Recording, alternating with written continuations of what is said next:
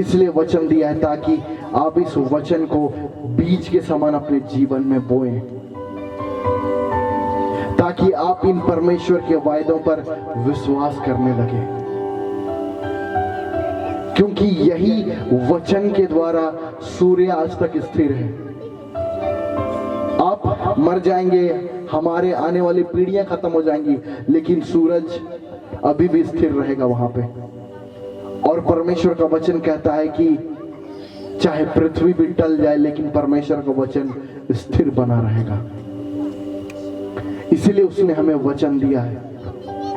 आज वचन से दूर होने के कारण, आज वचन से दूर होने के कारण लोग दुख भरा जीवन जी रहे इस दुनिया में।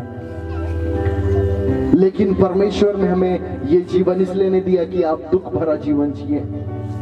आज लोगों का जीवन देख लीजिए, किसी का परिवार में जाइए, सिर्फ झगड़ा, लड़ाई, मारपीट, बच्चे बिगड़े हुए।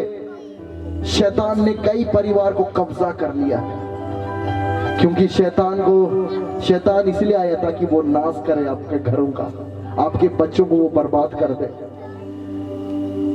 मेरे बात को ध्यान से सुनिएगा आप लोग। शैतान इसलिए आया है ताकि वो आपके बच्चों को बिगाड़ दे, आपके बच्चों को शराब का आदी बना के नष्ट कर दे, आपके घर को तोड़ दे, आपके घर में शांति नाम का कोई चीज ही ना हो, आप गरीबी में मर जाए, आप भीख मांगते मांगते आपका जीवन बन जाए, इससे कर्जा ले, उससे कर्जा ले। लेकिन यदि आप इस जगह से छुटकारा चाहते हैं तो ये वचन है। इस वचन पे आपको अपना विश्वास मिलाना होगा, इस वचन पे आपको अपना विश्वास करना होगा।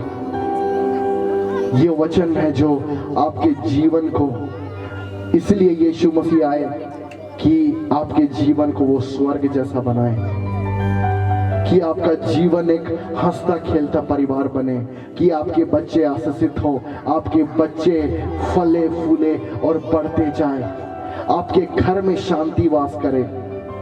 इसलिए यीशु मसीह आए, बोलते कि मैं इसलिए नहीं आया कि लोगों पर दंड मिले, बल्कि वो इसलिए आए ताकि आप बहुतायत में जीवन को पाएं, बहुतायत में जीवन को पाएं।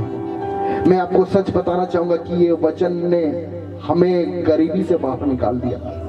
हमारे घर में झगड़ा, लड़ाई हर रोज होता था, लेकिन इस वचन ने, परमेश्वर के वचनों ने हमारे घर में शांति को स्थापित कर दिया। आज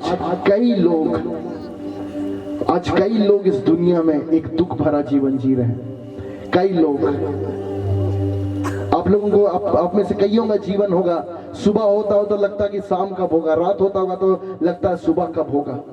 लेकिन परमेश्वर आपके जीवन को बदलना चाहता है। इसीलिए हम लोगों को उसने हमारे हृदय में इस बात को डाला कि जाओ, जाकर बड़का कुर्रा में जाकर मेरा सुसमाचार बताओ लोगों को, मेरे सत्य के बारे बताओ लोगों को, मेरे बारे बताओ। क्यों? क्योंकि परमेश्वर आपके जीवन को अच्छा बनाना चाहता है। पर प्रभु यीशु मसीह इसलिए नहीं आया कि आपको ईसाई बनाए। ये बाइबल कहीं नहीं लिखा है कि जो यीशु मसीह पर विश्वास करते हैं वो ईसाई बनते हैं। ये बाइबल बोलता है कि जो यीशु मसीह पर विश्वास करते हैं वे परमेश्वर के संतान बनते हैं। परमेश्वर आप लोगों को अपना पुत्र बनाने आया है ताकि वो आपके घर में रहे। यदि आप आज परमेश्वर को बोलेंगे, पिताजी मेरे घर में आइए, मेरे घर में रहिए, आपका घर स्वर्ग बनने लगेगा, आपके घर बदलने लगेगा। आपके बच्चे जो बिगड़ गए वो भी, उनको भी परमेश्वर बदल देगा। इसीलिए इस बात को हमें सीखना है मेरे भाई बहन। आज वचन से दूर होने के कारण लोग दुख भरा जीवन जी रहे हैं, लेकिन यीशु मसीह कहते कि मैं तुम्हें सच्ची शांति दिए जाता हूं। लोग सोचते हैं कि बहुत पैसा कमा लेंगे तो जीवन एकदम स्वर्ग जैसा सुंदर हो जाएगा, जीवन में कोई दुख नहीं होगा। लेकिन धन बहुत ही ऐसा चीज है जो आपका स्वामी बन जाता है। धन जिससे जीवन दुख भरा से और ज्यादा जीवन और खराब हो जाता है।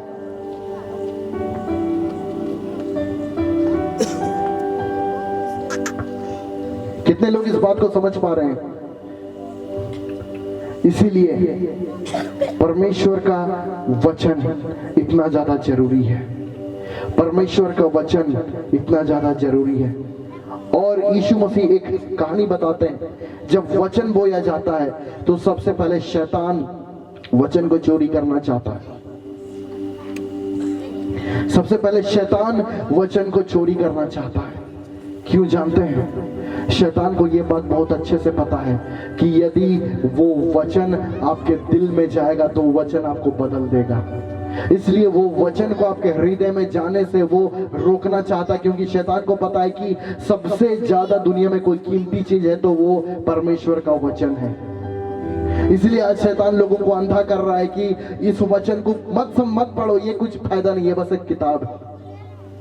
लेकिन ये इसमें जो शब्द लिखे हुए हैं वो परमेश्वर के मुख से निकले हुए शब्द हैं। यही वो शब्द हैं जो जिसने सूरज को स्थापित कर दिया, जिसने सूरज और चांद को बना दिया, ये वही इसमें जीवन को उत्पन्न करने का सामर्थ्य है। कभी आप सोचें कि क्यों परमेश्वर ने अपने इकलौते पुत्र को भेज दिया मरने के लिए? वो भी क्या कोई इंसान को देखे अपने बच्चे को मारेगा किसी और के बच्चे के लिए, किसी और के बच्चे को बचाने के लिए कोई इंसान अपना बच्चा को मारेगा? लेकिन परमेश्वर अपने पुत्र को भेजा ताकि हम और आप विश्वास कर पाएं और यीशु मसीह के द्वारा उस घर के वारिस बन जाए। यही वो सुसमाचार है मेरे भाई और बहन। दुनिया का कोई कहानी ये नहीं कहता है कि एक ईश्वर मनुष्यों के लिए मरा। आप लोग, बहुत सारे लोगों के लिए कुछ मायने नहीं रखते होंगे, लेकिन परमेश्वर के लिए आप बहुत ज्यादा मायने रखते हैं। आप बहुत लोगों के लिए आपका कुछ वैल्यू नहीं होगा, आपका कुछ मूल्य नहीं होगा, लेकिन परमेश्वर के लिए आप बहुत ही मूल्यवान हैं। यदि आपको लगे कभी भी कि मैं कुछ नहीं हूं, तो हमेशा एक बात को सोचिए कि आपके लिए एक ईश्वर मरा था उस क्रूस में। 2000 साल पहले आपके लिए एक ईश्वर मरा था उस क्रूस में। आज अब मैं आपको एक सत्य बताना चाहूंगा।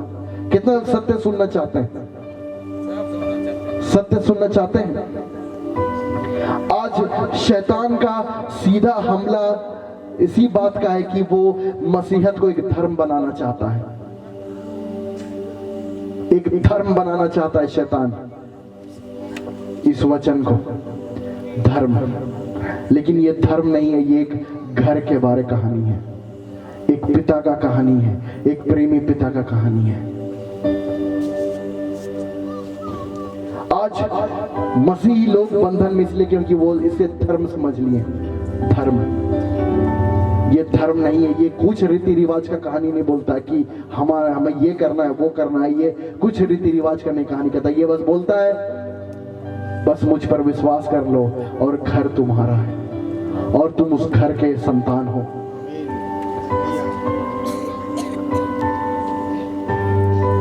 आज जानते हैं,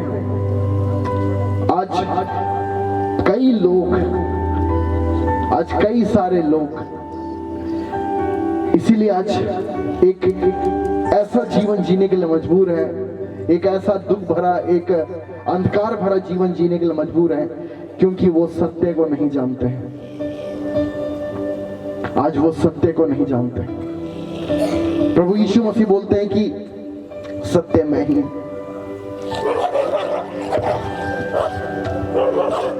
और जितनों ने यीशु मसीह पर विश्वास किया, जितनों ने यीशु मसीह पर विश्वास किया, वो परमेश्वर से जन्म ले लिए। उनका जन्म परमेश्वर से हुआ है, उनका जन्म परमेश्वर से हुआ है, और उनका जन्म एक राज्य के अंदर हुआ है, उनका जन्म एक घर के अंदर हुआ है। हमारा जन्म, यदि आप यीशु पर विश्वास करते हैं आप बैठे बैठे बस अपने हृदय में विश्वास कर सकते हैं। इसके लिए ना तो आपको कुछ करने का जरूरत है, ना आपको कुछ पहाड़ चढ़ने का जरूरत है, कुछ भी करने का जरूरत नहीं है आपको। बस आप बैठे बैठे अपने हृदय में ये विश्वास कर सकते हैं कि प्रभु यीशु मसीह, मैं आपको अपना प्रभु मानता हूँ, मैं आपको अपना पिता मानता हूँ, मैं आपको अपना बाप मानता हूँ। जैसे आप विश्वास करते हैं कि आप मेरे बाप हैं, आप मेरे प्रभु हैं, आपका जन्म उस राज्य के अंदर, उस घर में हुआ है। परमेश्वर इजरायली लोगों को एक उत्तम देश देना चाहता था, एक अत्यंत उत्तम देश जहां दूध और मधु की धाराएं बहती थी। परमेश्वर उसी प्रकार हमें इस पृथ्वी में रहते हुए हमें एक उत्तम जीवन देना चाहता है। इसी पृथ्वी में रहते हुए हमें परमेश्वर एक उत्तम जीवन देना चाहता है। जब हम लोग स्वर्ग जाएंगे वहां सब कुछ अच्छा हो जाएगा, लेकिन इस पृथ्वी में भी रहते हुए परमेश्वर हमें एक उत्तम जीवन देना चाहता है। एक माता पिता, जैसे ये हाबिल भाई है, ये चाहते हैं कि ये अपना बच्चों को एक अच्छा जीवन दे इस दुनिया में। जो भी माता पिता वो चाहते हैं ना, अपने बच्चों को इस पृथ्वी में एक अच्छा जीवन दे, एक उत्तम जीवन देना चाहते हैं ना। उसी प्रकार परमेश्वर भी एक बाप है, वो एक पिता है, वो चाहते